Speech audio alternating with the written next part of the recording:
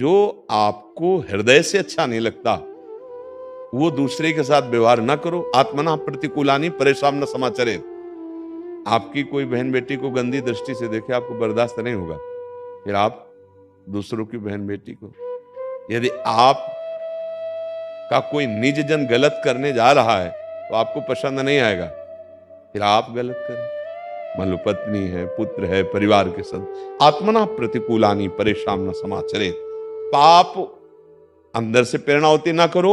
दूसरी बात, हम सब जो हमें पसंद नहीं आता वो हम दूसरे के साथ बर्ताव ना करें। ये आत्मना प्रतिकूलानी परेशान न समाचरे, सब शास्त्रों का सार इसी में। हम दूसरे का हित करें, दूसरे का मंगल करें, अपनी इंद्रियों को शासन में रखें, हमसे कोई पापाचरण न हो जाए। तो गुरु की आज्ञा संपूर्ण गीता, संपूर्ण भागवत, संपूर्ण शास्त्र है और वो आपके हृदय में स्फुरित होने लगेगा। भगवान ने गीता जी में, भागवत जी में, समस्त शास्त्रों में कर्तव्य कर्म के लिए, आप किसी की बेटी हैं, आप किसी की पत्नी हैं, आप किसी की माँ हैं, आप किसी की बहन हैं, ये जो कर्तव्य है, आप किसी की बहू हैं, अपने कर्तव्य का पालन करो। इससे ज्यादा और कोई बड़ी पूजा नहीं है। अब कर्तव्य विहीन आचरण, हमें लगता है सबको पता है मैं गलत कर रहा हूं, क्यों? यहां से एकदम आवाज आती है, क्योंकि अपने लोग इस विषय को रोज देखते हैं कि अगर हम कुछ भी फाइनल कर रहे हैं और जरा भी गलत है तो हृदय से आता है एक गलत है, बहुत धीमे से आता है, सबको आता है, ये केवल हम ही को नहीं, सबको आता है। बस जो गलत है वो हमें नहीं करना, इसके लिए किसी से पूछने की जरूरत नहीं है। सबको पता है कि ये मैं गलत करने जा रहा हूं, पर वो कामना के वशीभूत होने के कारण वो उस बात को सुन नहीं पाता है।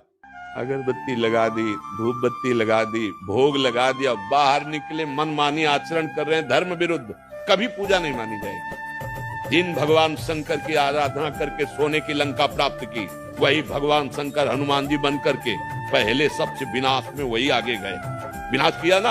और स्वयं कहा, शंकर साहस विष्णु तो ही सकै न राख राम कर द्रोही, हनुमान जी बोले थे। और वही है जिनकी आराधना करके सोने की लंका प्राप्त की थी, और ऐसे स्वर्ण जैसे को हनुमान जी ने आग से भस्म कर दिया। मतलब यदि तुम धर्म से नहीं चल रहे, अधर्म कर रहे हो, तो जहां तुम अगरबत्ती लगा रहे हो वहीं से आग लग जाएगी, वहीं से तुम्हारा पतन शुरू हो जाएगा। मत लगाओ अगरबत्ती। मान लो तुम्हारा नहीं भाव, समय नहीं बनता, सच्चाई से चलो और नाम जप करो।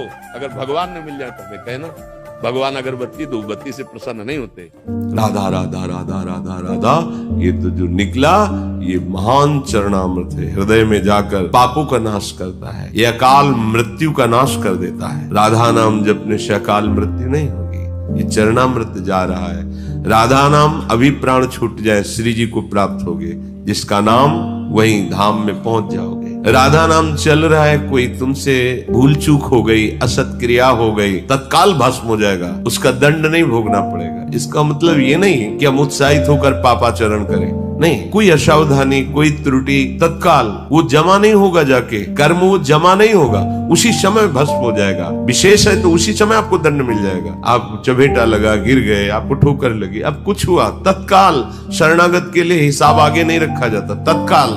तत्काल जलन हुई, तत्काल कोई चोट लग गई, तत्काल कोई कटु वचन बोल दिए, हृदय जला शांत, वो पाप नष्ट। हम चिल्ला चिल्ला के एक पद गा गा के सुनाते हैं, दोबारा सुना देते हैं।